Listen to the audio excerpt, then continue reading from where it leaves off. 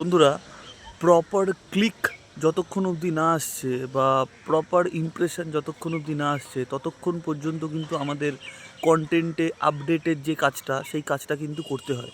এবং তার পাশাপাশি আমাদের কন্টেন্টের গ্যাপ অ্যানালিসিস করতে হয় এবং সেখান থেকে আমাদের এসিআরপির মধ্যে যে চেঞ্জেসগুলো সেগুলো কিন্তু প্রতিনিয়ত আমাদের করতে হয়। কেননা ক্লায়েন্ট যে ওয়েবসাইটটা আমাদেরকে প্রোভাইড করে অনেক সময় দেখা যায় যে ওয়েবসাইটে প্রপার কন্টেন্ট থাকে না। তো সেই কন্টেন্ট যদি আপডেট না করা হয়, সেখানে যদি এক্সপিরিয়েন্স বা এক্সপার্টিজ অ্যাড না করা হয়, তাহলে সেক্ষেত্রে কিন্তু দেখা যায় যে ক্লায়েন্টের সেই ওয়েবসাইট থেকে কিন্তু কোনো রকম রেজাল্ট পাওয়ার সম্ভাবনা থাকে না। তাই প্রথমেই বলবো যে কন্টেন্ট জিনিসটা এমনই একটা জিনিস যে শুধুমাত্র কন্টেন্ট আপডেট করেই কিন্তু আমরা প্রচুর পরিমাণে বিজনেস করতে পারি।